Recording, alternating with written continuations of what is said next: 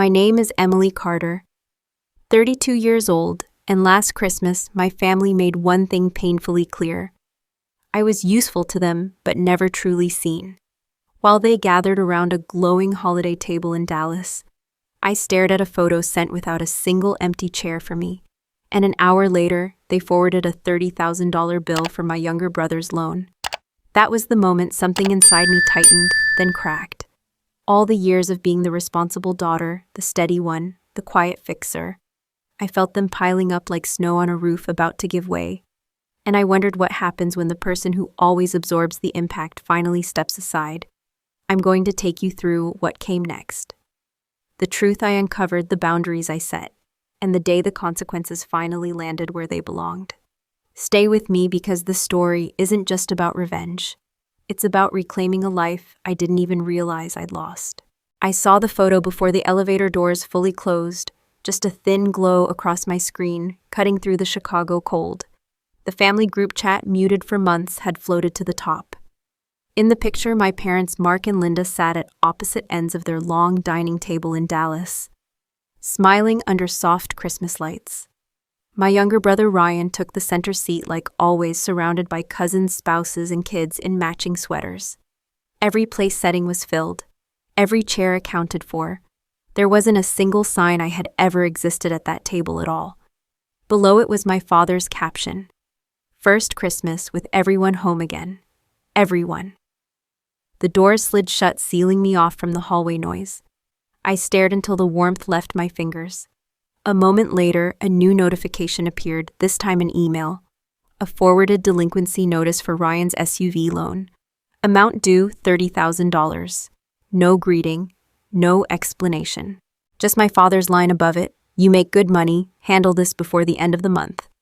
As I stepped into the dim concrete of the parking garage, Ryan's text followed: "Don't make this a big thing. Mom's stressed. It's not like you can't afford it, so they didn't need me at Christmas. They just needed my bank account." I reached my car and sat for a moment, the cold leather stiff beneath me, as I replayed the image of that full table, my mother's careful holiday decorations, my father's raised glass, Ryan grinning like the honored son he had always been. It wasn't anger that rose first. It was the quiet familiarity of being erased. I introduced myself silently into the void. "I'm Emily Carter, about 30 years old, living in Chicago, working as a senior risk analyst for a major bank. My job is to measure consequences. My family, on the other hand, has spent a lifetime assuming I exist to absorb theirs." The garage hummed with distant engines as I reopened the email. Ryan's name as borrower, my father Mark as co-borrower. A Texas lender I recognized. A payment so large it could cover more than a year of my rent, and yet they spoke as if clearing it were a simple courtesy, as if I owed them that. My phone buzzed again. "Ryan, seriously, Em. Just pay it. We can't deal with drama right now." His tone was the same one he'd used since we were kids, unbothered, confident someone else would clean up after him. Usually that someone was me. I pulled up the photo once more. The candles glowed, the silverware gleamed. They had set a perfect Christmas scene trimmed of anything inconvenient, including their only daughter. That sting settled into something colder, deeper than anger. It was recognition. I locked my phone and rested it face down on the passenger seat. My breath fogged the windshield in slow pulses. There was a time when I would have answered with apology, justification, or silence. But tonight the weight in my chest shifted. If they could erase me this easily, why did they assume they still owned my wallet? I tapped the number for the lender's hotline. The ringtone echoed through the car as snow started to fall in the cone of light outside. When the line connected, I drew a breath, and the chapter ends there. The drive home from the garage felt longer than usual. The Chicago streets blurred with sleet and the kind of winter wind that slipped straight through the seams of my coat. I kept seeing that Christmas photo every time I blinked, every chair filled, every smile polished, every trace of me erased, as neatly as if someone had hit delete. By the time I pulled into my apartment building, my mind had fallen into old grooves, the ones carved years ago back in Dallas, long before I moved north. I grew up in a family that ran a small auto repair shop, Carter and Son, though the son part had been aspirational long before my younger brother Ryan could even hold a wrench. Our father, Mark, ran the front office with a booming voice that made everyone else small. Our mother, Linda, managed the books and smoothed over whatever he broke. I was the kid who stocked shelves, swept floors, ran errands, and kept quiet. Nobody ever thought to put my name on the sign. I was the responsible one, the stable one, the one who didn't need attention because I wasn't causing trouble. Ryan was different. He was the golden son before he even earned the title. When he made varsity football in high school, Dad acted like he'd won a national championship. When he tore up his knee sophomore year, the family myth shifted overnight. Ryan wasn't just talented, he was fragile. He couldn't be pushed too hard. He couldn't face too much stress. He needed understanding patience, a longer rope. That rope always looped around my waist in the end. The older I got, the clearer it became. If Ryan forgot to turn in homework, it was because he was discouraged. If he partied too much, it was coping. If he overspent, it was not his fault after what he'd been through. Meanwhile, I was praised for being low maintenance, which really meant I was invisible. The burden slid onto me because I could handle it. And I did until it became the only thing they saw when they looked at me. One year they forgot my birthday entirely while throwing a dinner for Ryan's almost recovered knee. Another Thanksgiving they called me home under the guise of family time, only to push forms across the table, asking me to co-sign a student loan for him. Mom said family helps family, but the help always flowed in one direction. Ryan dropped out after a semester, and I ended up paying most of that loan myself. Even now, remembering it stirred something that tasted like both anger and resignation. I stood in my apartment looking over the frozen river outside the city lights blinking through snow. Chicago had become the place where I rebuilt myself, where my job as a senior risk analyst finally made sense, where my worth wasn't measured by how quietly I carried someone else's weight. Yet the past still clung to me, tugging at old bruises. That Christmas photo from Dallas wasn't a surprise.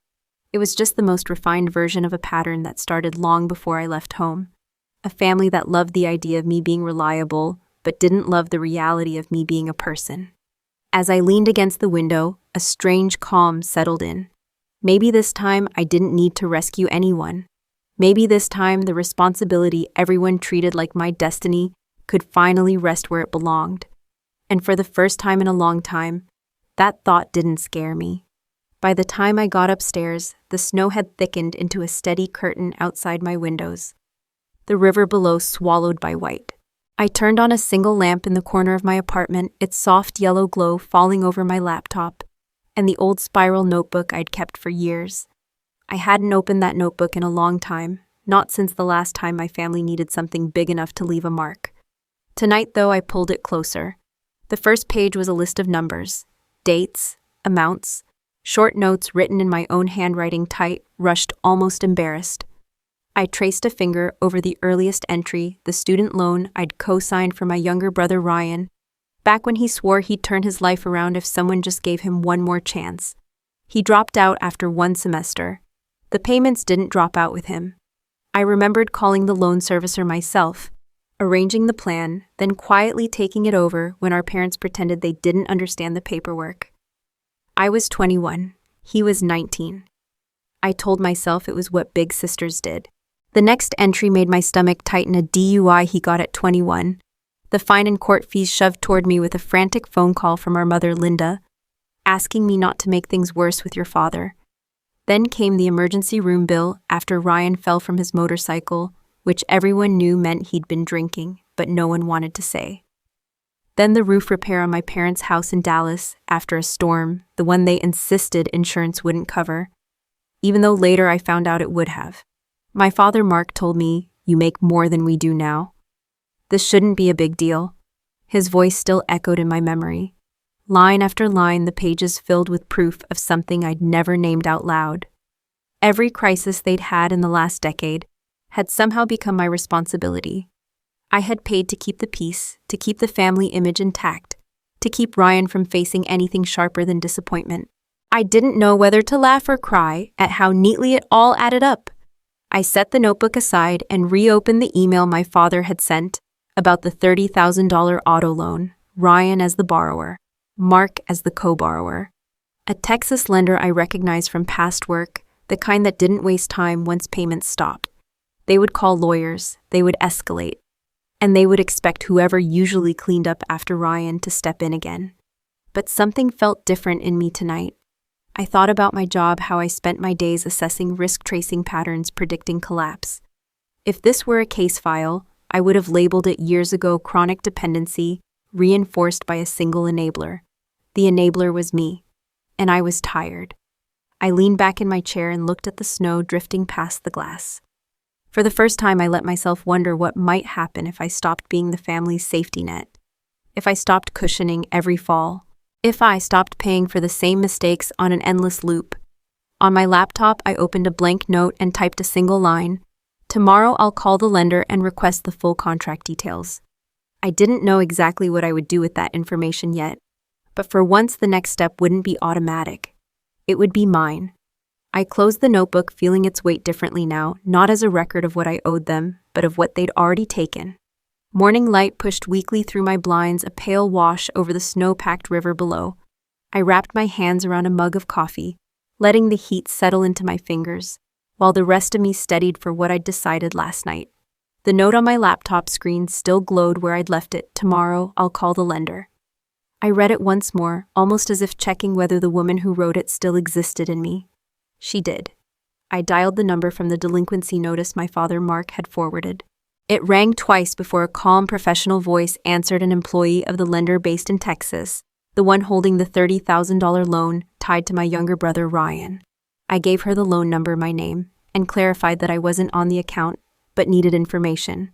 She didn't question the family dynamics behind that statement. She just pulled up the file. Her tone didn't change as she read the details aloud. Primary borrower, Ryan Carter. Co-borrower, Mark Carter. No mention of me. No hidden guarantor. No fine print my parents could twist into something I owed. Just facts, clean and simple, something my family never managed to give me. I asked for payment history, delinquency dates, and the status of the account. She explained that multiple payments had been missed, late fees assessed, and the file was nearing legal escalation. I felt the air shift around me, not from fear, but from clarity. This wasn't my crisis. This wasn't my responsibility. And it never had been. Would you like to make a payment on their behalf? She asked, her voice steady. Neutral, the same tone she probably used 50 times a day. I watched snow drift past the glass, the soft white blur contrasting with the sharpness of what I was about to say. No, I replied. The borrower pays. If he won't pay, let your lawyers handle it. There was a brief pause on her end. Maybe surprise, maybe nothing. But then she confirmed the note on the account and outlined what would happen next. They would continue contacting the borrower and co-borrower. If no payments were made, the case would move to their legal partner in Texas. Repossession was possible based on their standard timeline. None of this was said with anger or judgment. It was just a system doing what systems do. For the first time, I let myself stand outside the blast radius. After we hung up, I opened my email and typed a message to my parents and Ryan.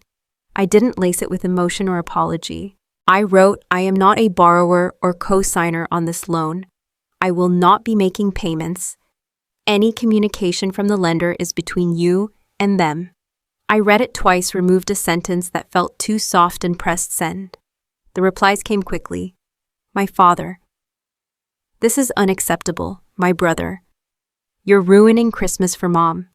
My mother, Linda, tried a gentler approach. Can you at least stall them until we figure things out? Different tones, same assumption that I would bend. I didn't.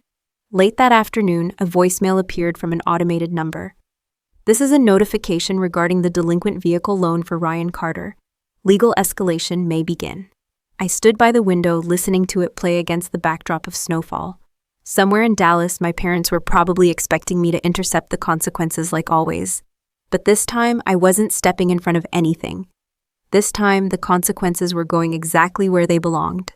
I was halfway through a spreadsheet at my desk in Chicago when my phone buzzed with a message from my mother, Linda. No greeting, just a photo. I tapped it open, and for a moment, the entire office seemed to fall away. The picture showed a tow truck angled across my parents' driveway in Dallas, its metal arm hooked under the front wheels of Ryan's SUV. The tires hung slightly off the ground, suspended in that half-caught, half-departed posture that said the situation was already past the point of negotiation. My younger brother Ryan stood on the porch steps, in a thin t-shirt and bare feet, yelling into his phone. My father Mark was farther back, his stance tight, his jaw set, his own phone pressed to his ear. In the corner of the frame, a neighbor's blinds were tilted just enough for someone to watch. Under the photo, my mother had written only, "They're taking the car." I sat back in my chair, letting out a breath I hadn't realized I was holding. Not relief, not triumph. Just the quiet recognition that this was what happened when I stepped out of the way and let a system do what it always does. A few minutes later, another message arrived, a link. A neighbor had posted a short video in the local community group. I turned the sound on low and watched the shaky footage. My father's voice cut through. "First, my daughter will fix this. This is a mistake." He said it with the entitlement of a man who had never been told no by his own child. The tow truck driver, a man I'd never met, and who had no stake in our family narrative, replied in a steady, bored tone, "Sir, the order is final. If you want to contest it, contact your lender." Hearing that hit me harder than I expected. My father still believed I was his escape hatch, his invisible insurance policy. Even with the SUV being winched up in front of the neighbors, he believed I would swoop in to shield him from embarrassment. My phone lit up again, a cascade of messages. From Mark. "You need to undo this immediately. The neighbors are talking." From Ryan. "You're doing this on purpose. You've always been jealous." From Linda. "Please, Emily, your father is furious. Help us sort this out." Different tones, same message. This shouldn't be happening to them. And if it was, it had to be my fault. I put the phone face down on my desk and stared out the window at the Chicago skyline. The snow had started again, soft flakes drifting lazily past the glass. I felt the strangest sense of calm wash over me, not satisfaction, not vindication. More like the weight of something I'd carried for years, finally shifting off my shoulders. For once, I hadn't intercepted the consequences. For once, I had allowed an outcome to belong to the people who created it. Near the end of the workday, my phone buzzed once more. A short message from my father. "We're coming to Chicago. This ends now." I read it twice, then set the phone aside. Let them come, I thought. Chicago was my territory. And I was no longer the daughter who fixed everything before anyone else even felt the heat.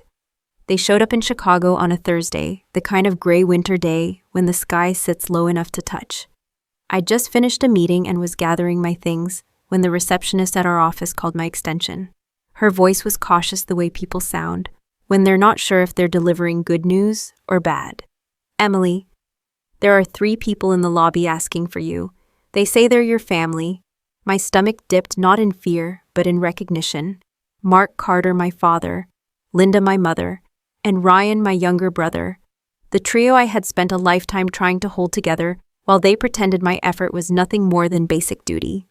I told the receptionist to put them in the small conference room near the elevators. Neutral ground, contained. When I walked in, they were already arranged in a familiar formation, my father standing at the head of the table as if he owned the building, my mother perched near the corner, clutching her bag, and Ryan leaning against the wall with arms crossed, the picture of wounded indignation. For a second, I felt myself slip back into old habits, shrinking, bracing, but the room was mine this time. My badge, my company, my territory. Emily. My father said my name clipped short. "We need to talk about what you've done." I took the seat opposite him, deliberately calm. "What I've done," I repeated, "is refuse to pay for a loan I'm not responsible for." He scoffed, the sound sharp and loud in the small space. "Don't play dumb. The lender is escalating. The car is gone. The neighbors think we're irresponsible. All because you refused to make a simple payment. You will fix this."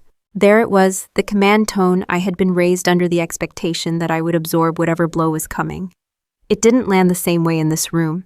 Here he was, just a visitor without a badge. I folded my hands. "I'm not fixing anything." Ryan signed the contract. "You co-signed. Those are the facts." Ryan pushed off the wall. "You wanted this," he snapped. "You're jealous. You've always been jealous. You finally found a way to get even."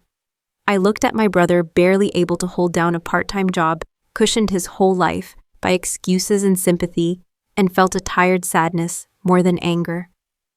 Jealous of what, Ryan? The debt, the chaos, the way everyone bends over backward so you never have to grow up. His face reddened, and for a moment, I saw the teenager he used to be, the one who broke rules and counted on me to clean up before Mom and Dad noticed. My mother finally spoke, her voice thin. "Emily, please, this isn't how family behaves. Owning the loan yourself, letting the car be taken, that's cruel." I met her eyes. What's cruel is expecting your daughter to be a walking safety net. What's cruel is pretending my absence at Christmas was an accident while sending me a $30,000 bill. My father leaned forward, palms on the table. "You will undo this. I don't care how. Call the bank, the lawyers, whoever. Do you understand me?" It was strange how quiet my mind felt in that moment. No panic, no guilt, just certainty. "No," I said. "I won't." The word hung there between us, heavier than anything I'd ever spoken to them. My mother's eyes widened. Ryan muttered something under his breath. My father went still, as if someone had pulled the electrical cord from a machine he'd run on for decades. "You'll regret this," he said finally, his voice low. "Maybe," I said. "But if I do, at least it will be my choice, not another debt someone shoved into my hands." I stood. The meeting was over, and they knew it. As I opened the conference room door, I felt something shift inside me. Something like a cord snapping or a weight slipping clean off my shoulders. Whatever came next, I wasn't carrying them anymore. That night, after my family stormed out of the conference room and out of my building, my apartment felt quieter than usual. Too quiet, almost hollow. I sat at my kitchen table with my old notebook open in front of me, the pages filled with numbers and memories.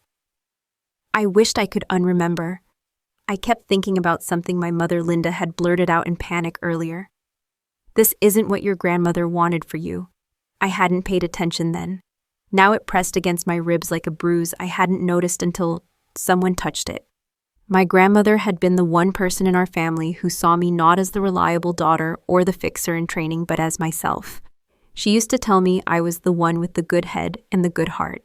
If she wanted something for me, I needed to know what it was. On impulse, I called my aunt in Oklahoma, Linda's older sister. My aunt was the only relative who had ever questioned the way my parents treated Ryan, like the sun the rest of us orbited around. When she answered, her voice was warm, as if she'd been expecting the call without knowing why. We talked lightly at first, weather, work, the usual icebreakers. Then I asked, "Did Grandma ever leave something for me? Anything I should know about?" There was a long pause, not shocked, hesitant. Finally, she said, "Your grandmother set up a savings account in both your names, small but enough to give you a start if you ever needed to stand on your own." She inhaled shakily. "After she passed, your parents told me it needed to go into a family fund to help Ryan get back on track. They said you agreed. I believe them." I closed my eyes. The kitchen around me seemed to tilt. A savings account. My grandmother had tried to give me an escape hatch, a way out, a single act of fairness in a family that never balanced the scales. And my parents folded it into Ryan's endless list of needs without ever telling me it existed. My aunt's voice softened. "I thought you knew, honey. I thought you had chosen to give it up." I thanked her even though my throat felt tight and hung up. For a long minute, I just sat there staring at the steam rising from my cup of tea, watching it vanish into the air, the same way that account had vanished from my life.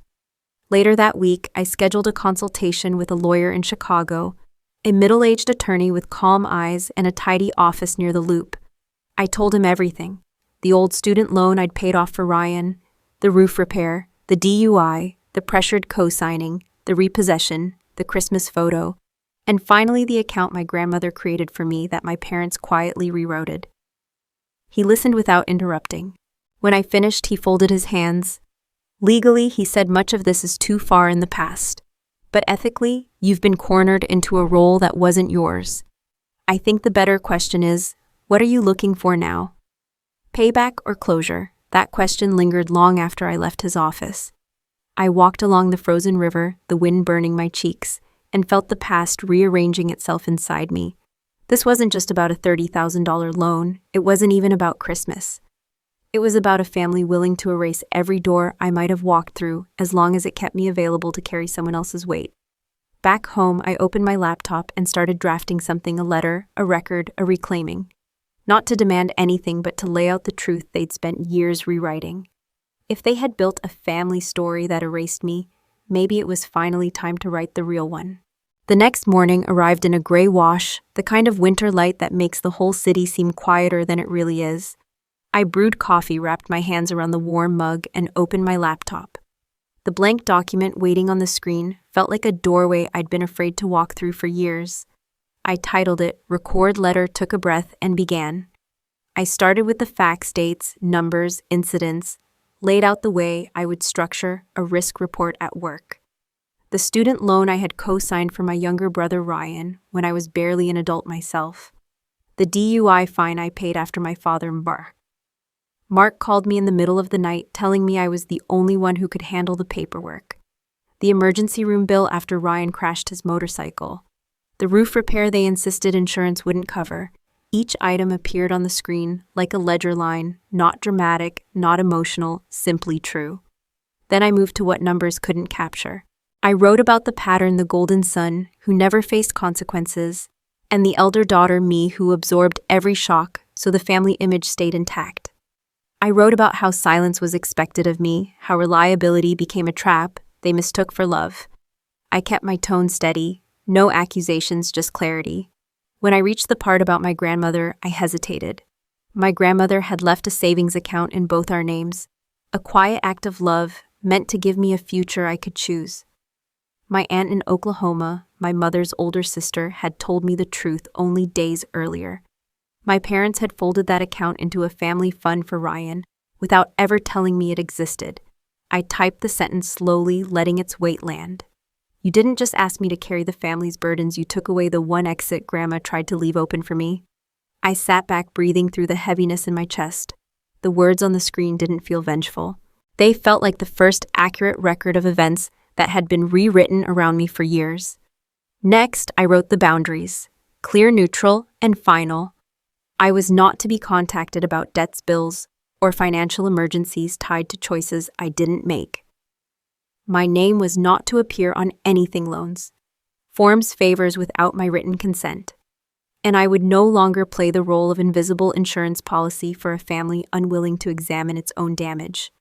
As I typed, my phone lit up with incoming emails, my father demanding explanations, Ryan insisting I was making everything dramatic, my mother pleading with me to think about how this looks. Their messages scrolled across my screen like a well-worn script I no longer wanted to recite. I didn't answer any of them. Before closing the document, I added one last line. I'm not writing this to change you. I'm writing this so I stop losing myself. I saved the file and exhaled. Outside the window, snow drifted over the river in slow, soft spirals. Somewhere between the first word and the last, the story I'd been carrying alone for decades had finally shifted. It had shape now. It had truth. And for the first time, it belonged to me. A new notification appeared on my screen, an email from the lender. A formal notice about an upcoming hearing regarding Ryan's delinquent loan. I wasn't required to be there. But the knowledge that the process was moving forward settled into me like a steady heartbeat. I closed my laptop. Whatever came next, I would no longer speak for them, but I would finally speak for myself. The courthouse in Dallas felt colder than Chicago that morning, not because of the weather, but because of the fluorescent lights and the hush that settles over a place where people are forced to face what they've avoided. I hadn't been required to attend the hearing for the delinquent auto loan my father Mark and my younger brother Ryan signed. But when the notice arrived, something inside me said I needed to witness it, not to intervene, just to see the truth land. They were already in the hallway outside the courtroom when I arrived. My father paced with restless anger, muttering about bureaucratic incompetence. My mother Linda looked worn and pale, clutching her purse, as if it held answers she didn't have. Ryan sat hunched on a bench, his foot tapping the floor in jittery bursts. When they noticed me, there was a flicker relief expectation, but I stayed where I was. My mother approached first, her voice thin. Just be kind today. I shook my head gently. I'm not here to hurt anyone. I'm just not here to cover for anyone either. Inside the courtroom, the air felt heavier. A bailiff called the case, and we all settled into stiff wooden benches. The judge, a middle-aged woman with sharp eyes and a calm tone, read through the file. Missed payments, notices sent, repossession executed, remaining balance owed. She didn't say my name once, That alone felt like a shift in the universe. When asked for comment, my father launched into explanations. We had a family emergency, he said. The holidays were chaotic. There was miscommunication. The judge held up a hand. Mr. Carter, this is a financial matter. The contract is clear. Either the borrower pays or legal remedies proceed. Ryan swallowed hard, stepping forward. I thought it could be handled. He didn't finish the sentence. Maybe he couldn't say I thought my sister would fix it, not here, not in front of someone who didn't care about family narratives. The judge turned to me briefly. Ms. Carter, are you on this loan? No, Your Honor. Are you here to make a statement? No, I said. I'm here to observe. For the first time in my life, I wasn't standing between them and the consequences. I was standing beside the consequences, letting them belong to the people who earned them. The judge issued her order a payment plan tied to income, potential wage garnishment if missed again, and the possibility of a lien if the debt remained unresolved. My father stiffened. My mother looked like she might cry. Ryan's shoulders sagged in a way I'd never seen before. Outside the building, Mark turned on me immediately.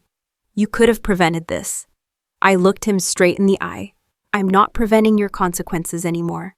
Ryan didn't speak. He just stared at the ground, his face flushed with something that looked uncomfortably close to shame. My mother touched my arm gently. I'm sorry, she whispered. I'm sorry, this is how it's been.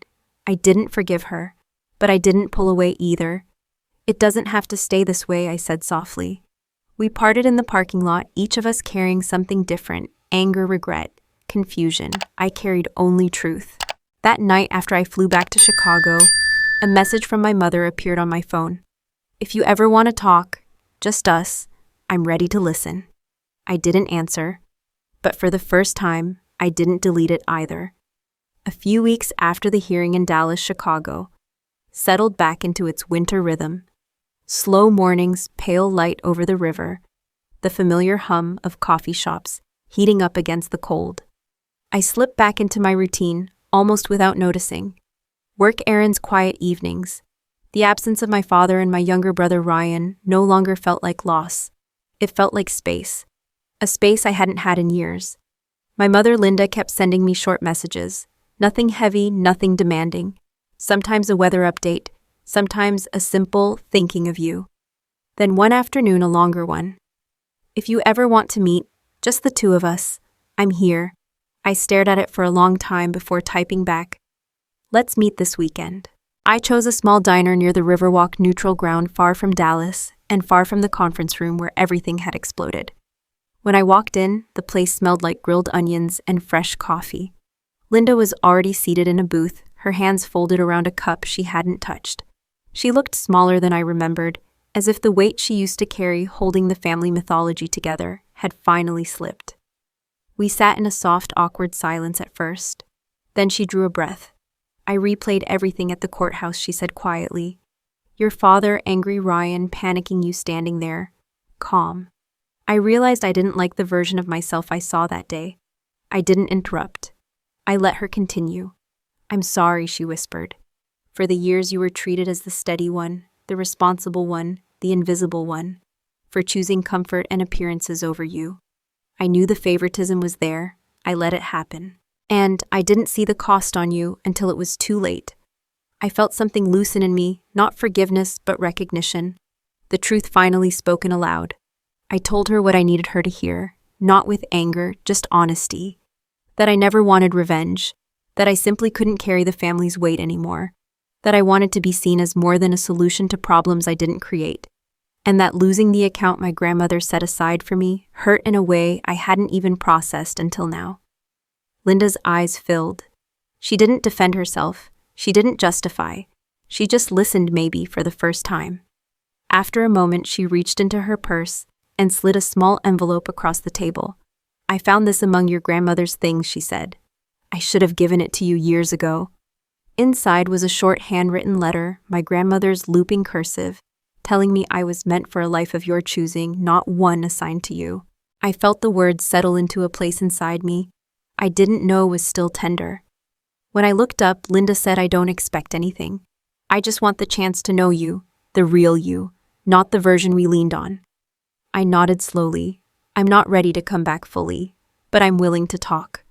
Her relief was soft, not desperate. "That's enough," she said. "That's more than I hoped." We left the diner in different directions, coats pulled tight against the wind.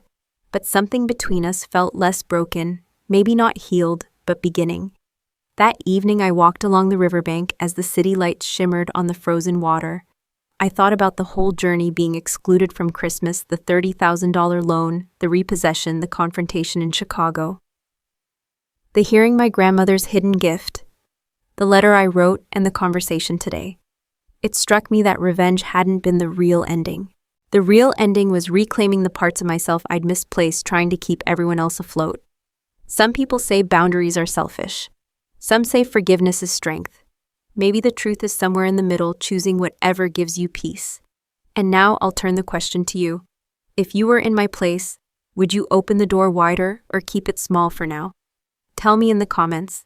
And if you want to follow the next chapter of the story, don't forget to like, subscribe, and stay with me.